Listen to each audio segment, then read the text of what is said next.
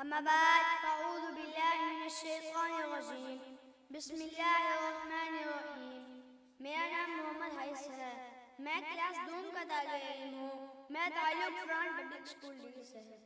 معزز حاضرین مجلس اور میرے پیارے ساتھیوں، السلام علیکم۔ جناب صدر، آج مجھے جس موضوع پر لب کشائی کرنے کا موقع ملا ہے وہ ہے زبان کی ہلاکتیں۔ میں اپنی تقریر کا آغاز اس شعر سے کرنا چاہوں گا: لہجے میں اگر رس ہو تو دو بول بہت ہیں، لہجے میں اگر رس ہو تو دو بول بہت ہیں، انسان کو رہتی ہے محبت کی زبان یاد۔ مرسامین، یہ ایک ایسا مسئلہ ہے جو دنیا بھر میں درپیش ہے اور ہماری ثقافت، تاریخ اور شناخت کے لیے سنگین خطا ثابت ہو سکتا ہے۔ سرِّ وقار، زبان کسی بھی قوم یا معاشرے کی پہچان ہوتی ہے۔ یہ نہ صرف ہماری بات چیت کا ذریعہ ہے بلکہ ہماری ثقافت، روایات اور تاریخ کا عکاس بھی ہوتی ہے۔ جیسا کہ نبی کریم صلی اللہ علیہ وسلم نے ارشاد فرمایا، جنت میں بد اخلاق اور سخت زبان والا داخل نہ ہوگا۔ خار حسرت بیان سے نکلا، خار حسرت بیان سے نکلا، دل کا کانٹا زبان سے نکلا۔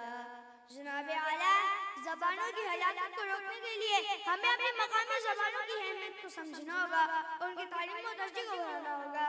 جناب صدر، حدیث مبارکہ میں آتا ہے، انسان جنت والی عمل کرتے کرتے جنت کے قریب پہنچ جاتا ہے، پھر وہ زبان سے جملہ بولتا ہے جس کی وجہ 70 سال میں جہنم کی طرف پھینک جاتا ہے، جھوٹ اس زبان سے بولتا ہے جس کی وجہ سے زخم میں پڑ جاتا ہے۔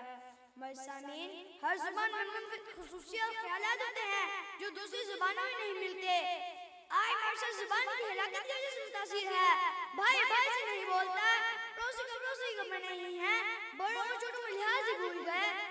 اگر ہم سب صبر و تحمل سے اللہ تعالیٰ کا شکر ادا کرتے رہیں تو اللہ مزید نعمت عطا کرے گا، اور جب ناشکر رہیں تو اللہ عزت سے دوچار کر دیتا ہے۔ میں اپنی تقریر کا اختتام اس حدیث مبارکہ سے کرنا چاہوں گا: المسلم من سلم المسلمون من لسانه ویدہ۔ کامل مسلمان وہ ہے جس کی زبان اور ہاتھ کی عزت سے دوسرے مسلمان محفوظ ہیں۔ اللہ رب العزت ہم سب کو زبان کی ہلاکت بچائے۔ وآخر دعوانا الحمدللہ رب العالمین۔